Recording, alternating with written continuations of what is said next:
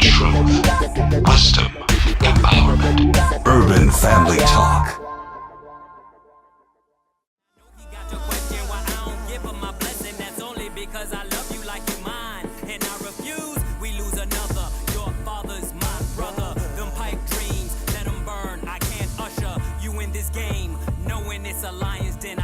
Like I tell my own son, reach higher than. But no, our guest is Mr. Gene Elliott Thornton Jr. Yeah. And I think that's All right. huge. Come on now.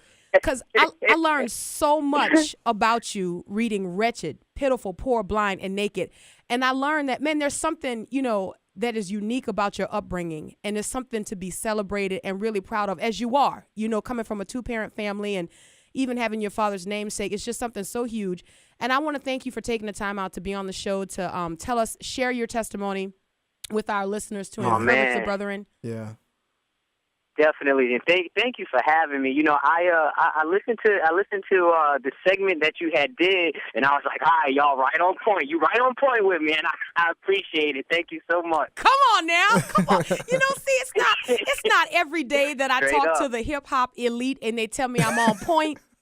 So if we make a sound all bite, the way on point. okay, Straight up. all right then. If we make a sound bite out of that, you won't be mad if we do that. No, you got that. You got that.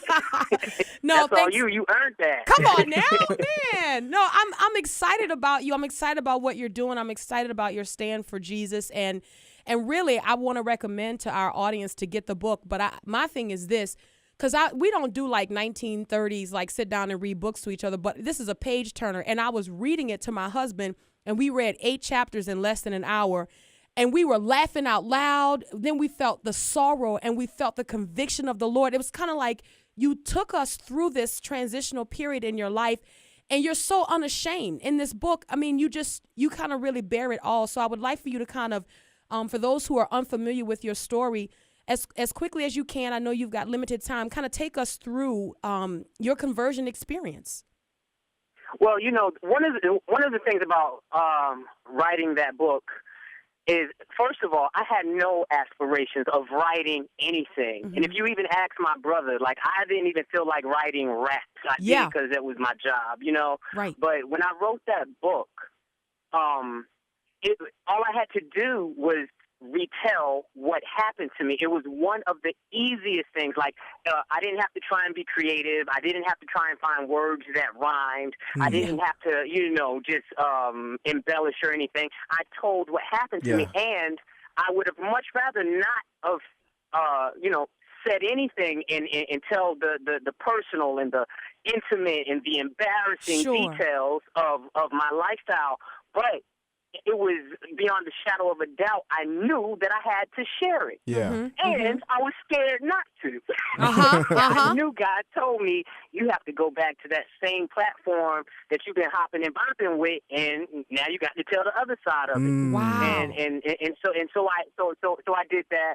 And it's really a great thing, because what I have found is that people, a lot of people feel the same way. A lot of people have experienced a lot of the same things, but we just never hear about it. Right. And so I knew it was something I had to do. So, in short, basically, I had a very good upbringing, 2-parent home, like you said.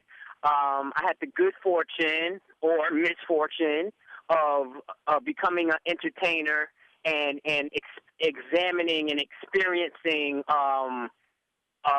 considerable wealth.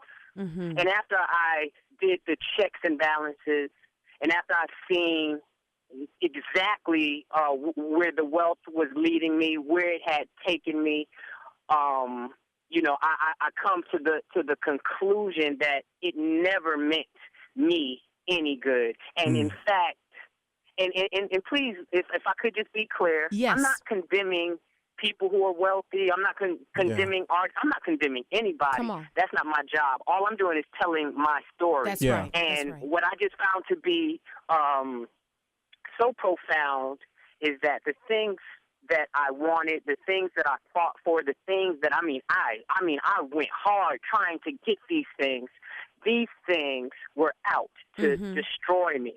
And if you don't have Jesus in your life, oh my goodness, the worst thing you could have is the spoils of the world, because you have man. no Oh, man. discipline with it. You don't know what to do with that. And it was very much a trap for me. It was a trap, and I'm just so thankful to be delivered and given a second chance. Many of my friends, family members, they rode this roller coaster to the mountaintop, and they're not getting a second chance. Wow. I was given a second chance, and I'm just floored by it every day. I am floored by. I knew where I was headed, and it was death and destruction. Come on, man. Or destruction and death, whatever comes first. Urban Family Talk. Urban Family Talk.